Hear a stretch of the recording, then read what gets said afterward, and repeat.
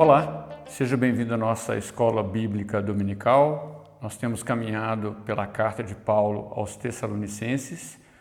Já esse é o nosso quinto encontro e vamos meditar hoje no nosso último capítulo. Para você que tem acompanhado, ou você que está nos assistindo pela primeira vez, queria recapitular um pouquinho até aqui. Paulo pregou o Evangelho na cidade de Tessalônica, uma cidade que é da Grécia atual. Foi o segundo lugar onde Paulo pregou o Evangelho na Europa, a segunda cidade a ser evangelizada na Europa. Paulo estava lá com a sua trupe, Timóteo, Silas e seus amigos, e se deteve nessa cidade por cerca de um mês. Ali ele pregou as boas novas, o Evangelho, e o Evangelho impactou a vida de muitas pessoas. Elas se renderam a Cristo, a Jesus, a uma mensagem de graça e de amor. E isso transformou por completo os relacionamentos, os pensamentos e os sonhos. Esse impacto poderoso do Evangelho também rendeu perseguição a Paulo, que teve que sair da cidade em apenas um mês e ficou com seu coração apertado para ter notícias da igreja que foi recentemente formada. Paulo então enviou Timóteo, o seu fiel escudeiro, para trazer notícias desse povo, dessa cidade, dessa igreja. E quando Timóteo retorna com boas notícias, Paulo senta, pega a pena, o papel ou coisa parecida e escreve a carta aos Tessalonicenses. É uma carta de um pastor aliviado pelas boas notícias que Timóteo trouxe. Era um povo que estava perseverando na fé, crescendo no conhecimento e na graça de Jesus. É um povo que estava amando de forma muito prática e verdadeira. E isso alegrou muito o coração de Paulo. Mas também Paulo teve que corrigir algumas coisas que ele não teve tempo suficiente de ensinar ou que eles haviam entendido um pouquinho mal. A questão do dia do Senhor, do juízo final, arrebatamento, entre outras coisas. Hoje nós vamos estudar o capítulo 5, o último capítulo da carta. Eu vou ler, você pode acompanhar na sua casa, na sua Bíblia, no seu celular. Vamos dividir a leitura em 3 partes para facilitar a nossa meditação. Vamos lá? 1 Tessalonicenses, capítulo 5, nós vamos ler primeiro dos versículos 1 a 7. Diz assim: Irmãos, relativamente aos tempos e às épocas, não há necessidade que eu vos escreva, pois vós mesmos estáis inteirados com precisão de que o dia do Senhor vem como ladrão de noite. Quando andarem dizendo paz e segurança, eis que lhes sobrevirá repentina destruição, como vêm as dores de parto a quem está para dar à luz, e de nenhum modo escaparão. Mas vós, irmãos, não estáis em trevas para esse dia, como ladrão vos apanhe de surpresa, porquanto vós todos sois filhos da luz e filhos do dia. Nós não somos da noite, nem das trevas. Assim, pois, não durmamos como os demais. Pelo contrário, vigiemos e sejamos sóbrios. Ora, os que dormem, dormem de noite, e os que se embriagam, é de noite que se embriagam. Então, nessa primeira parte, Paulo está discorrendo a respeito do dia do Senhor. O que vem a ser o dia do Senhor? Ele já tinha explicado no capítulo anterior sobre o arrebatamento da igreja, sobre a ressurreição dos corpos. Ele agora está falando do dia do Senhor, que é esse dia, um dia que Deus trará juízo. O Evangelho traz uma mensagem de esperança, de graça, de amor. Percebemos quem é Deus, quem é Jesus, o Espírito Santo, e isso nos comove, nos quebranta. Mas também a gente percebe que Deus é justo, que Deus é santo, que Deus não tolera o pecado. E o dia do Senhor é o dia quando Deus colocará um ponto final em todo pecado, em toda maldade. Nesse mundo nosso, que vivemos tantas injustiças, crueldades, corrupção, falsidades, violência. Deus colocará um ponto final em todas essas coisas, em toda a maldade e em todo o pecado. E assim ele vai exercer a sua justiça. A justiça divina será concretizada nesse dia. Esse é o dia do Senhor.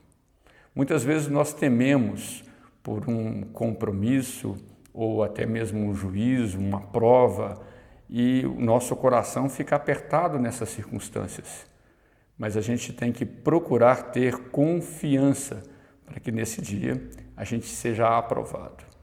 Deus é um Deus de amor, um Deus de graça, um Deus misericordioso, que é tardio em irar-se, é longâmico e espera e vem ao nosso alcance. Mas Deus também é um Deus justo, um Deus que não se compromete com o pecado ou com qualquer maldade. E por fim, ele vai colocar um ponto final nisso tudo. O dia do Senhor é um dia de juízo. Profetas no Antigo Testamento proclamaram isso ao próprio povo de Deus, alertando que o dia do Senhor era iminente. Cidades foram destruídas, reinos foram tomados. O dia do Senhor tinha uma perspectiva para a época, para o aqui e agora e também para o futuro, que é esse dia do Senhor escatológico que Paulo nos traz. Pensando nisso, algumas pessoas podem ficar desconfortáveis, inseguras, temerosas. E para isso a gente vai continuar a nossa leitura aqui no versículo 8. Vamos lá? 1 Tessalonicenses 5, 8. Nós, porém, que somos do dia, sejamos sóbrios, revestindo-nos da couraça da fé e do amor, tomando como capacete a esperança da salvação. Porque Deus não nos destinou para a ira, mas para alcançar a salvação mediante nosso Senhor Jesus Cristo, que morreu por nós, para que, quer vigiemos, quer durmamos, vivamos em união com Ele. Então essa também é uma mensagem de esperança para nós que esperamos o arrebatamento, a concretização da salvação completa. Paulo alerta para aqueles que conhecem a Jesus, que têm os seus nomes escritos no livro da Bíblia, da vida, que não precisamos temer esse dia. A gente pode ser sóbrio e Paulo propõe uma armadura. Ele fala que a gente deve revestir o nosso peito com a couraça da fé e do amor. Fé, a confiança em Deus, confiança no poder de Deus, no caráter de Deus, na justiça de Deus. Essa é a fé. E o amor que vem do próprio Deus, Ele que é a fonte de todo amor, Ele que derrama amor em nossos corações através do seu Espírito Santo, Ele que pelo amor nos adota como filhos.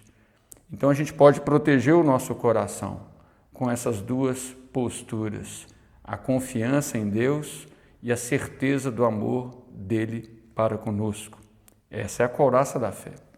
Paulo continua nessa armadura e sugere o capacete da esperança da salvação. Aquilo que vai proteger a nossa mente, os nossos pensamentos, para lançar fora toda e qualquer ansiedade. A certeza da esperança da salvação que irá se concretizar nos últimos tempos, nos últimos dias. Você pode ter essa certeza. Muitas vezes, quando a gente tem algumas conversas, normalmente em momentos tristes, algumas pessoas refletem, pensam e falam que diante da morte, essa é a única certeza que nós temos. Eu não concordo com isso. Você deve viver com muito mais certezas do que somente a certeza da morte. E Deus, o dono de toda a verdade, pode te dar essas certezas. Certeza da salvação, certeza da vida eterna, certeza de ser amado, certeza de ser acolhido. Deus pode te dar essas certezas. E essas certezas protegem nossa mente de toda ansiedade, de todo temor diante do dia do Senhor. Você que tem um compromisso com Jesus, você que teve um encontro pessoal com Ele, você tem muito mais certezas do que apenas a certeza da morte. Temos que viver uma vida de certezas. E ele continua completando, porque Deus não nos destinou para a ira, mas para alcançar a salvação mediante nosso Senhor Jesus Cristo. A nossa certeza não está em nós mesmos, não é o nosso mérito, mas é o mérito do próprio Deus. Ele se colocou no meu e no seu lugar. Ele sofreu o castigo que era atribuído a nós. Ele se fez pecado por nós para que nós fôssemos feitos justiça, fôssemos justificados e tivéssemos plena comunhão com Deus. Essa é a salvação que o próprio Deus propõe através de Jesus. Então, podemos ter muito mais certezas. Então, Paulo começa explicando sobre o dia do Senhor, que ele vem, que ele é inevitável, que ele porá um ponto final em toda maldade. Ele nos comunica que podemos ter certeza e não temor nesse dia, pelas certezas que o próprio Deus te dá de ser amado por Ele, salvo por Ele, filho dele. E Paulo continua. Vamos ler o final do texto, dos versículos 11 até o finalzinho da carta.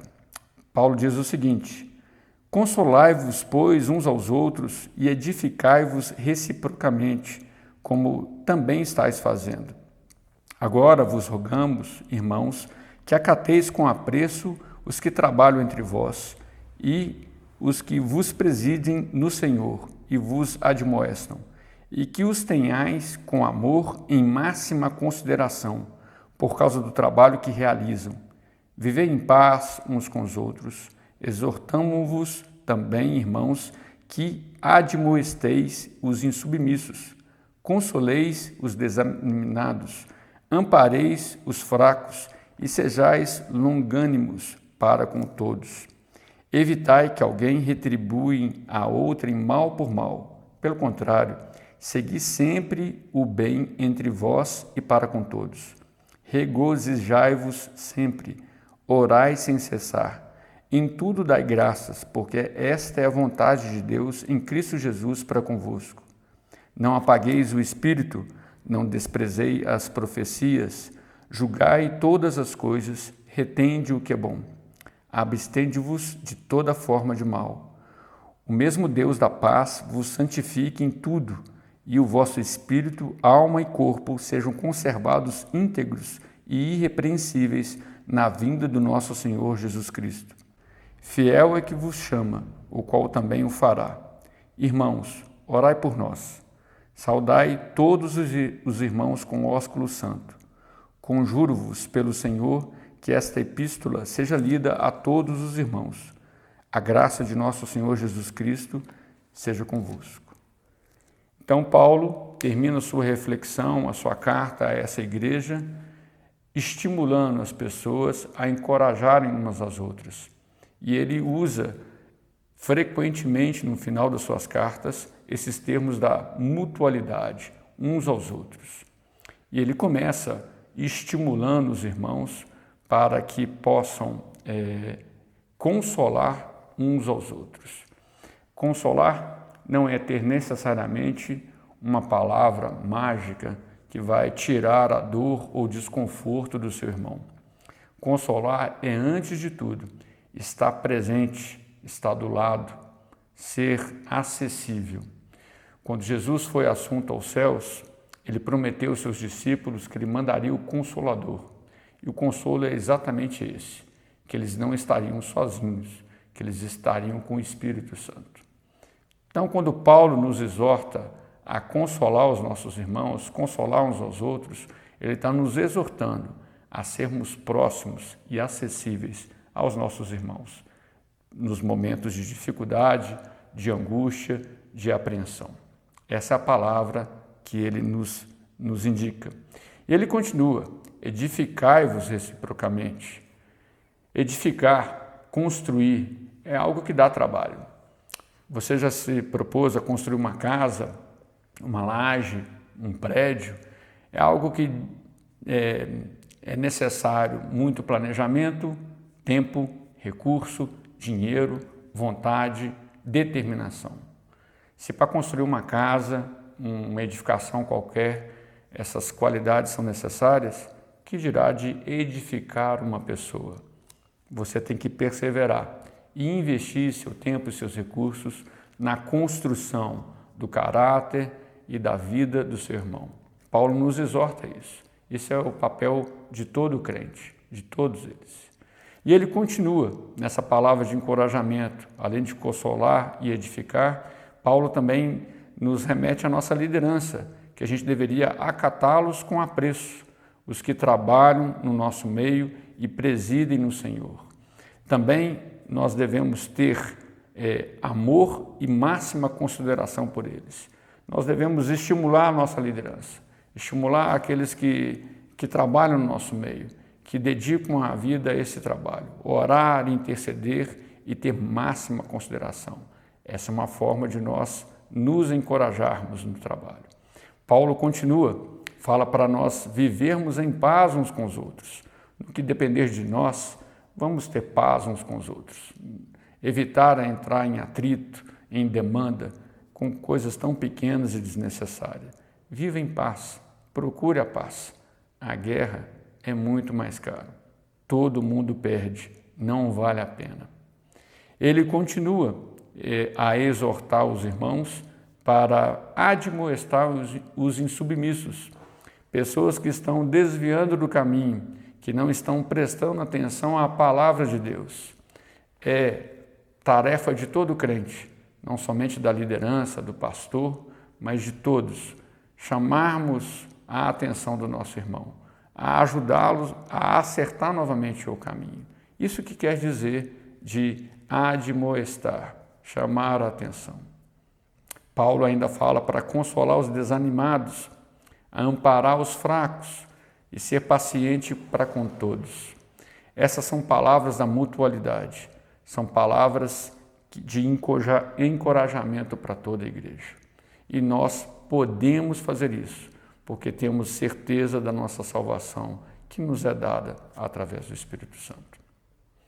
Então nós vimos aqui 3 blocos, e eu queria fazer 3 perguntas para você ter um momento de reflexão seu. A primeira foi o dia do Senhor. O que você pensa a respeito disso? O que isso afeta o seu dia a dia? Qual é a sua postura em relação ao dia do Senhor? Você o considera? Você o despreza? Você o teme? Pense nisso, reflita nisso. Depois Paulo nos falou que podemos ter certezas e tranquilidade para passar o dia do Senhor, porque somos salvos. E eu pergunto, quais são as certezas que você tem? Certeza da salvação, certeza da filiação, que você é filho de Deus, certeza que o seu nome está escrito no livro da vida, certeza da vida eterna, certeza de fazer parte de uma família. Medite nas certezas que você tem, nas convicções que o próprio Deus te deu, que a palavra de Deus te dá. E por último, medite e reflita na sua tarefa, no seu trabalho, no seu ministério de encorajamento dentro da igreja. Quem você tem consolado? Quem você tem exortado? Quem você tem amparado?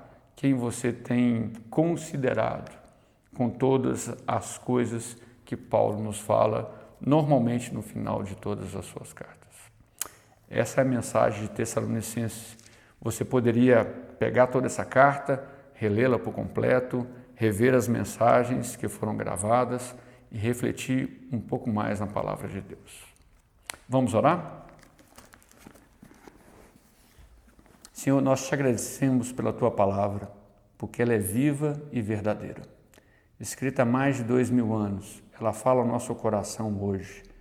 Nós te pedimos, Senhor, que teu Santo Espírito possa nos trazer certezas, certezas que vão tirar da nossa vida, do nosso coração, da nossa mente, ansiedades, perplexidades, preocupações.